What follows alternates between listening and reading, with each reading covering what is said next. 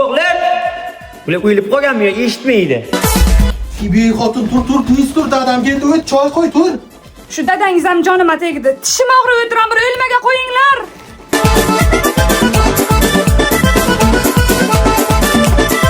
Yaxshimisiz dada, yaxshi keldingizmi?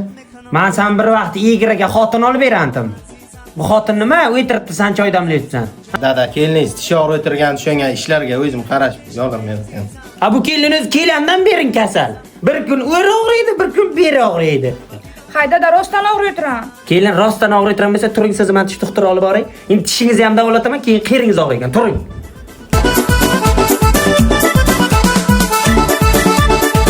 Ama kelinizni tishi chiribdi, olinadigan ahvolga kelibdi.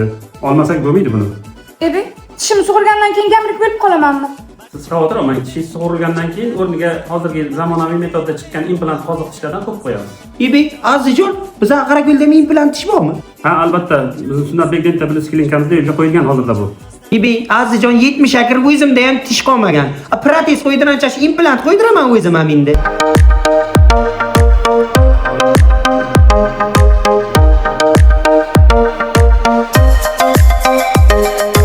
Kelin tishingiz yaxshimi? Ha dadajon. Manzil esingizdan chiqmasin. Qarako'l tumani yangi turmush qishlog'i 24-maktabi yonida Sunnatbek Dentabilis. Menga qarang, onangiz ham tishi yoqdi. Kelib pastdagi nomerlarga telefon qilib implant qo'ydirsin. Qaymi gamrik bo'lib yurmang. Tishing oldimi?